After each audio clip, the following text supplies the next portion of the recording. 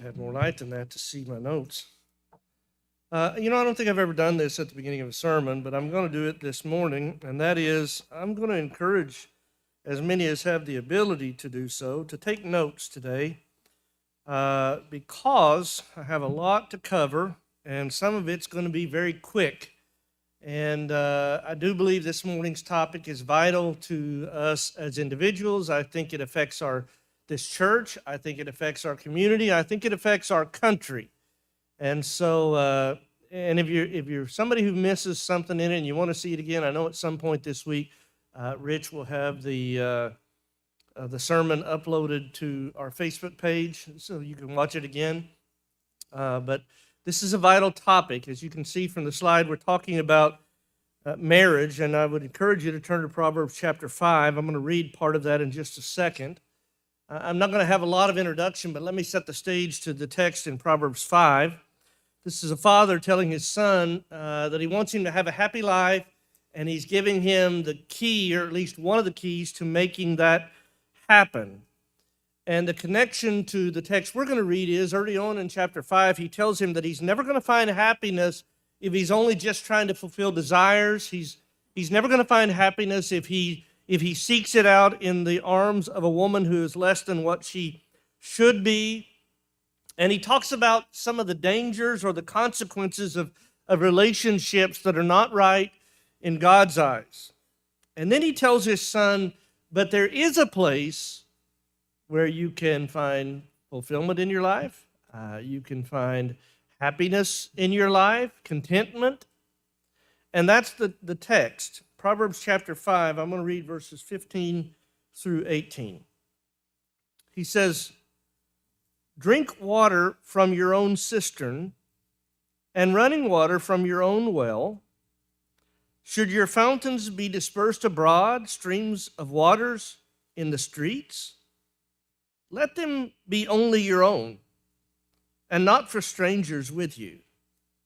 Let your fountain be blessed, and rejoice with the wife of your youth. So we're talking about marriage today, and I have just a few points, but the points have subpoints in them, and they're all going to be on the slides, and that's where I want to go. And I will tell you one more thing before we get into the points. This is the type of material that when I put it together, I want to say, don't think about your spouse. I don't want you, don't elbow your husband if there's a point that comes up that they needed. I don't want to see the husband slowly turn to look at their wife on points. I'm not preaching to your husband and I'm not preaching to your wife. I'm preaching to you and me.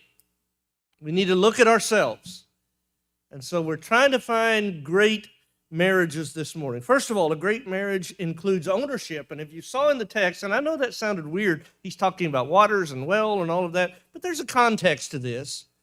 And the context is relationships with your spouse. And there are at least, and I have to look deeper in the original language to see if there's more than that, but I counted 6 times in those verses 15 through 18 of Proverbs 5 where the writer makes reference to the fact of something is your own. He's talking about ownership. He's talking about a commitment to each other where we're saying, he says, I want you to pay attention to your own family. It belongs to you, to your own wife. And I like that because what that means is when we're standing before God and before witnesses and we say, I do, what we're saying is, I do give myself to your ownership. I don't belong to myself anymore. Turn over to 1 Corinthians chapter 7. Paul, in this section of the book, is answering questions. They've written him questions. They don't understand some things. Even though they have the gift of inspiration and prophecy, at least some of them do, they don't understand all of the answers to some of the questions. And so they've asked him questions, and a part of it has to do with relationships. So in 1 Corinthians 7, beginning in verse 2, he says this. He says, nevertheless, because of sexual immorality, let each man have his own wife, and let each woman have her own husband. Let the husband render to the wife the affection due her, and likewise also the wife to her husband. The wife does not have authority over her own body, but the husband does. And likewise, the husband does not have authority over his own body, but the wife does. Do not deprive one another except with consent for a time, that you may give yourselves to fasting and prayer and come together again so that Satan does not tempt you because of your lack of self-control. Now, that's a whole lesson by itself that I'm not going to get into in this sermon, but I want you to recognize that what he's saying is you don't belong to yourself. When you enter into a marriage relationship, you belong to each other. You belong to each other, and there's ownership there, and there's responsibility there. When your wife married you, man, she said, out of all of the people in the world, I don't buy into this idea that, people talk about soulmates. That's not a true thing. One person in the world out there somewhere that's going to magically fit with you, that's not a true thing. This takes work. And so when she married you, she said, out of all of the people in the world, I choose you to give myself to spend my time with, to give the rest of my life to. That's important, isn't it? I don't think anybody can say something more significant to you. And wives, when your husband married you, he said the same thing. He said of course, his numbers are more limited than yours. But he said, I choose you for the rest of my life. I'll belong only to you. That's what the wise man was saying to his son in Proverbs 5:15. He said, I want you to drink water out of your own cistern. And he's not saying, where you get your water from. He's talking about his relationship with his spouse. That's where his fulfillment comes from. That's where his relationship is. So in 1 Peter 3 and verse 1, Peter says, likewise, wives, be submissive to your own husbands. And in Ephesians 5:25, Paul says, husbands, love your wife, just as Christ also loved the church and gave himself for it. There's ownership. And if we don't get that, then we don't get the relationship that we want. Number 2, a great marriage contains certain general ingredients. And before I explain all of that, I've got to tell you, there are some ironic things and interesting things that happen in far too many marriages. We have this idea that we know who we're supposed to be as a Christian in the world, and we know that, I'm supposed to act a certain way toward other people. I'm supposed to be polite. I'm not supposed to, be harsh toward people and all of that. But for some reason, we spend so much energy doing that around everybody else out there in the world, and then when we are around our spouses, we don't have the same care. We don't think about the fact that God expects us to cherish this person for the rest of our lives, and we do things to our spouses that we wouldn't do to anybody else. Think about it. What would happen to your home? And every home is different, but this point's the same. What would happen in your home if every single day both of the individuals in the relationship committed to putting God first? What would happen? What would happen in the way that we treat each other? We're talking about a foundation, right? If you build a house, you have a foundation. It's got to be put there first. And if there's a weakness in the foundation, then the house is not going to endure. That's the old song that we sing from the parable about the wise man and the foolish man and where they built their houses. You got to have a foundation, and our houses may be different. Our marriages may be different, but if the foundation is there, that is Jesus Christ, well, there's something about that relationship that's going to endure. So what would happen then if you take these principles of living Christianity, of shining your light out here in the world, of being who God wants us to be everywhere else? What would happen if we did that at home? And I got to tell you, I have been embarrassed at times in my life when I hear a couple that I know are Christians and the way that they talk to each other and the way that they relate to each other. It's not what God wants us to be. And yet they wouldn't talk to anybody else that way. So let's get some general ingredients that I think helps us to build this relationship on the right foundation. We need the ingredient of selflessness.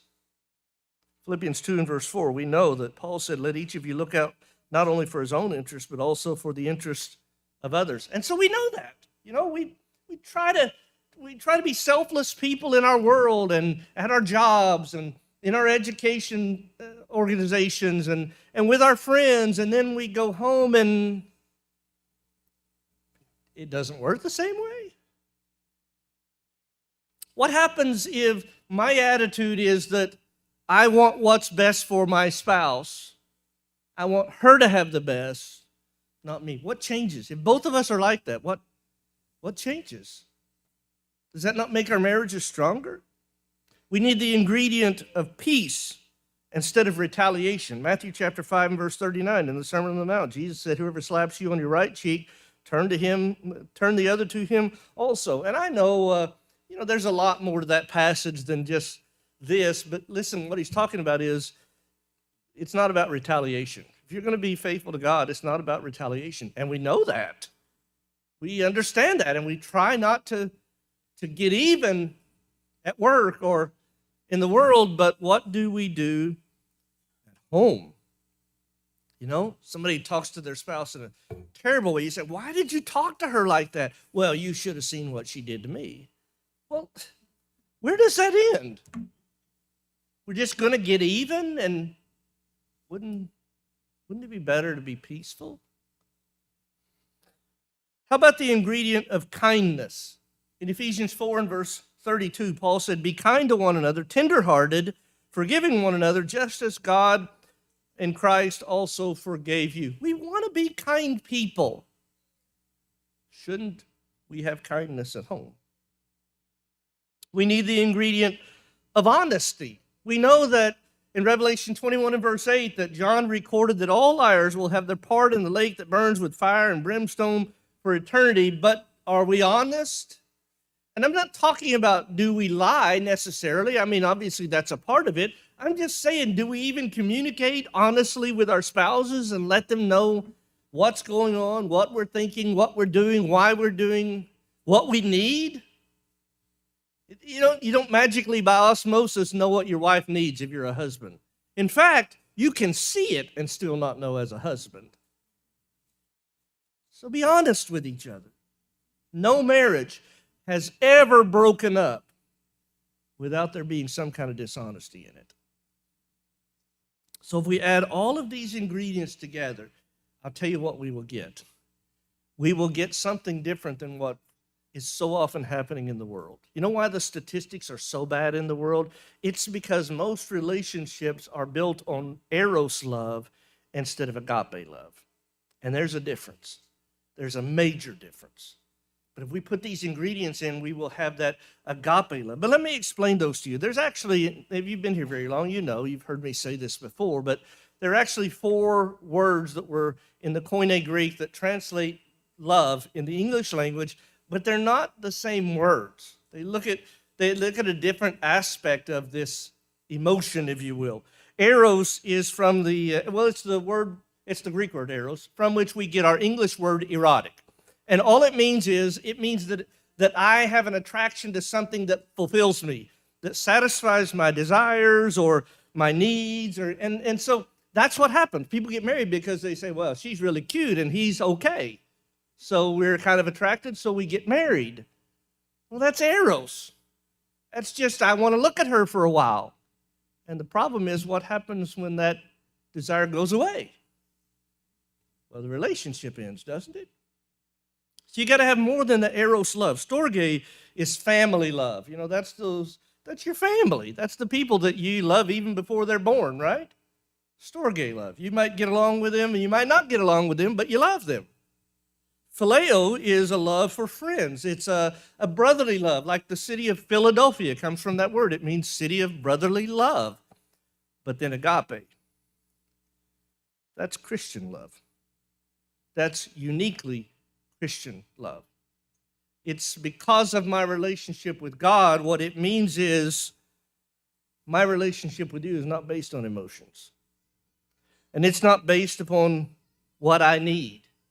It's based upon who I am. It's based upon who He is. This is not about you at all. This is about me, and it gets in a position where it says that I love you and I want the best for you, and I'll do everything I can to make sure that you get what you need because of who I am with him. And it doesn't matter if you deserve it or not.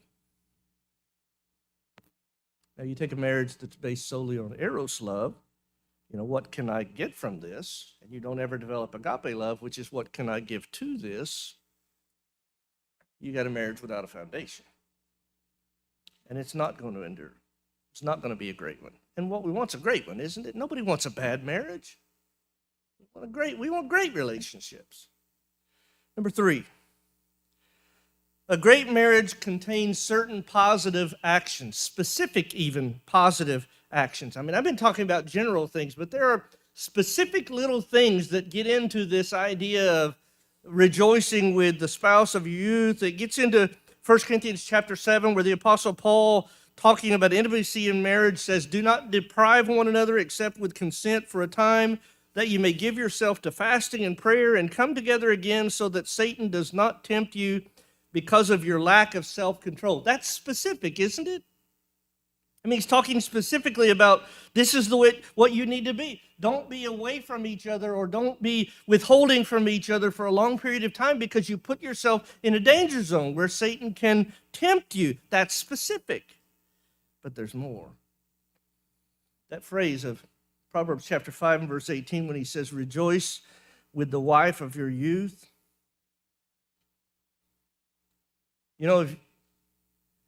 If we mess up our marriage, we've messed up. I mean, we only get one life, right? When you marry, it's till death do us part. And when you don't want to live miserable for the rest of your life, you don't want to be in a bad relationship, you want to experience this to the fullest. And it's not saying rejoice with her when she's young. I think some people read it that way. It's not saying rejoice with her when she's young.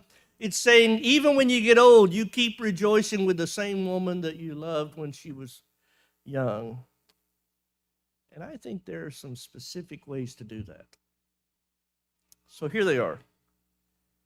I think as you continue to be in this relationship with your spouse, you need to be playful with each other. I don't think everything has to be serious.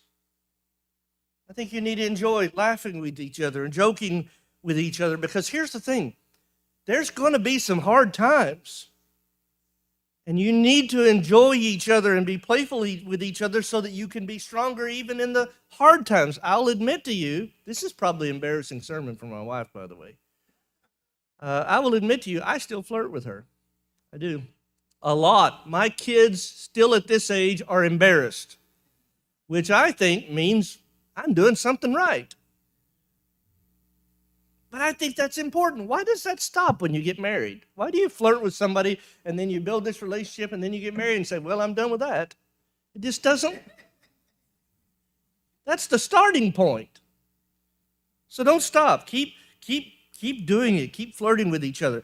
Write sentimental notes to each other. And not just because it's your anniversary or Valentine's Day. Send a text, send an email, just send a note, hide something in the house. Do something that says, out of what I'm expected, I thought about you. Don't stop dating. Think about this. If dating each other caused you to get to the place to where your relationship was deep enough that you wanted to marry each other, why would you not keep doing that? And by the way, that's not easy to keep doing, especially if you've got kids and little kids or whatever. Those kids, they can hold you down, can't they? But you got to make time. Make time to date each other again. That deepens the relationship. And never say goodbye without saying, I love you. I know some that it's hard to say those words. I will admit to you, I grew up in a home. My mother died when I was 10, so I grew up in a home where I can remember in my mind the times that I was told, I love you, on one hand. Now, I know my dad loved me. I knew that. He showed me. But it just wasn't a home where we used those words. And then when I got married, my wife showed me a better way. And here's the thing. You know that somewhere in the neighborhood of 45 to 50% of marriages end in divorce. Well, that means the other ones end in death, right? And if that's true, and it is, there's going to be a last time. And I have heard so many people say, after the death of a spouse, say, I wished I could have just told her one more time. Well, if you tell her every time, or tell him every time, you don't live with that regret, do you? This is about rejoicing with the spouse of your youth. Okay, one more point. A great marriage follows rules for conflict. Every marriage has disagreements. I know what happens. Somebody will talk to me and they'll say, listen, we're having this problem in our marriage and we don't know how to fix it. And what they think is, we're the only ones that have this problem. And I say, everybody has that problem. Because everybody has disagreements. And if you're going to have them, don't you think that it would be wise to learn how to do it right? So there's rules. Rule number 1, when you have a disagreement, the first thing you need to do is narrow it down. Figure out what you're actually arguing about. And in fact, I know the old joke is, the way to explain this, the old joke is, don't get mad at the cat and go home and kick the dog. Don't do that. Figure out what you're actually communicating about in this disagreement and deal with it. Why deal with everything except the problem? So figure it out. Number 2, stick to the issue. Once you figure out what the issue is, don't argue about last week or last month or last year or 30 years ago. Argue about what you're dealing with right now. Stay with it and solve it. That's what Paul was talking about when he talked about don't let the sun go down in your wrath. Figure it out. You may not solve it tonight, but make a commitment that says we're going to stick on this until we get it done. And we're going to get it done. We're not going to quit. Number 3, this is a hard one for me. Avoid sarcasm. I like sarcasm. And I will say sarcasm is a fun thing. I think it's fun. But it doesn't work in a disagreement with your spouse. It's like throwing a knife. Don't do that either. It's like throwing a knife. You don't know where it's going to hit. You don't know how deep it's going to go. You don't know how it's going to hurt. So just don't, there's no purpose in sarcasm in a disagreement. Number 4, don't rewrite history. Oh, I don't know how many times I've heard a wife say to her husband, you never do that. Or a husband saying, you always, whatever. That's not ever true. It's never true that you always do that or you never do that. Maybe a lot, but it's just not true. So don't change the past. Number 5, avoid hysterical statements. Don't ever say anything with the purpose of hurting your spouse. Never. Don't ever say something with the purpose of winning the argument. Don't tell them you're going to get a lawyer and take the kids away. Don't call them a name that you know hurts them. I mean, this is the person that you promised to love to God for the rest of your life, and you're going to do that to them?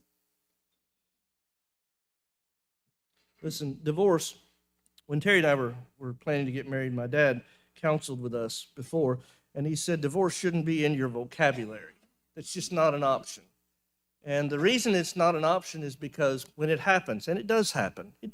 Sometimes it happens to Christians. Sometimes it happens when you don't have any option in the matter, any choice in the matter. It happens. But when it happens, the only one who has won is the devil. We don't win with that because something has happened somewhere with sin. May not be everybody involved, but some sin has been there if it happens. And that's why God hates it. Number 6. Another one, listen, this is a sermon where you got to preach it better than you live it, okay? Number 6, be quick to apologize when you need to. That's a pride issue, isn't it? Be quick to apologize. We just don't want to do that so well. I need to work on that one. Number 7, when you're wrong, don't argue mitigating circumstances. And what I mean by that is don't say, yes, I admit I shouldn't have done this, but if you had done that, then I wouldn't have done this. That's not an apology. I mean, if you're going to be humble enough to offer an apology, it ought to at least be a real one, right? Number 8, keep your disagreements private. You know what happens when we have disagreements with our spouses most of the time is we go talk to our friends. So the husband goes and talks to his buddies, and a wife goes and talks to her friends. And you know what they all say, right? The buddies say, well, she ought to treat you better than that. She doesn't know what she's got. And then the wives say, well, lots of people out there would be better husband for you than him. So we go talk to people that are going to take our sides, and that doesn't help us at all. If you need help, get help. But don't go talk to your friends about it. Talk to somebody who's a faithful Christian, somebody who's mature. Maybe somebody that's been in a relationship, a marriage for a lot of years, and they've gone through the valleys to get through those years. And added to that with these private disagreements is don't ever, ever have a knockdown, drag-out argument in front of your kids. Don't bring your kids into the arguments. How is it possible that that could help them? That doesn't help them. That only hurts them. And finally, number 9, accept apologies quickly. Remember in Luke chapter 17, and we're told if somebody repents or apologizes, you're supposed to forgive them, and it doesn't matter how many times or whatever. That's where husbands and wives need to get with each other, because you cannot exist in that close of a relationship for any length of time without there being some kind of problem that you need to apologize for. And when it happens, or your spouse it happens, then you need to accept it. So here's what that doesn't mean. You don't have a lockbox back here where you put it in it so that you can get it out the next time they upset you. You forgive them, and that's the end of it. Okay, the wise man said in Proverbs 5:18 that you're to rejoice with the wife of your youth. That's what we want, isn't it? We want good relationships. Well, I'll tell you something. Hollywood doesn't have a clue. So don't figure out your relationship in a movie or a sitcom or a romance novel. Maybe you got the entertainment from it. You don't get how to be a husband or a wife. You get that from God. He made the relationship. And by the way, it never happens accidentally, and it never happens because you found your soulmate. It happens because you work at it. Both of you. You work at it. But God blesses us when we do. So this is not a sermon that was designed to cause somebody to obey the gospel, although I can see the avenue of causing that to happen by saying, if you're not in a proper relationship with God and you're not holding up your end of the bargain with your spouse either. You might be good at being a husband or wife. You might have a good relationship, but you're not what you can be if God's not first. So if you can become a Christian today, if you believe Jesus is the Son of God, you turn away from your sins in repentance, you confess his name before man, and you're buried in baptism, God saves you. We were talking about that in Ephesians chapter 2 this morning. If you're humble enough to come to him in his way, he'll save you. He'll make something out of you. And if you're a Christian who lost your way,